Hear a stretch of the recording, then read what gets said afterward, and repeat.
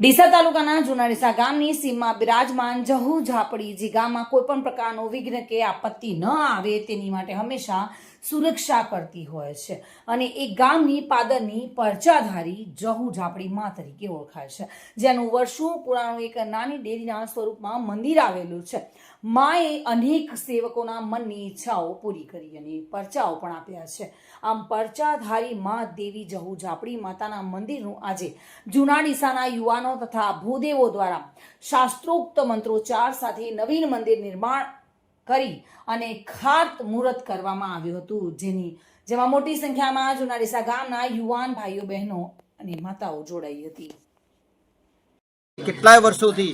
અહીંયા ગામ પાદરે બેઠેલી હતી, જે સમગ્ર ગામનું એક દિશામાંથી રક્ષણ કરતી હતી અને એક નાની ડેરી સમાન તેનું મંદિર હતું, જે આજે સમગ્ર જૂના ડીસાના હિન્દુ સનાતન ભાઈઓ દ્વારા અને એમાં ખાસ કરીને જે આજના યુવાનો છે કે જેમનામાં ધર્મ પ્રત્યેની ખરેખર લાગણી છે એવા યુવાનો એકત્રિત થયા અને તેમને એક ગામની અંદર અને મિત્રોને ખાલી એમને વાત કરી કે આપણે અહીંયા એક જહુ માતાનું સારું મંદિર બને તો આપણે બધા શું કરી શકીએ અને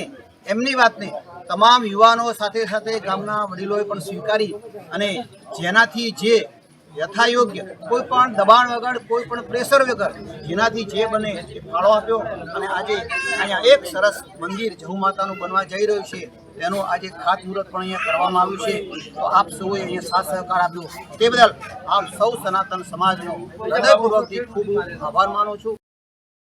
વિપુલ મંડોરા સાથે bureau report, today Gujarati news.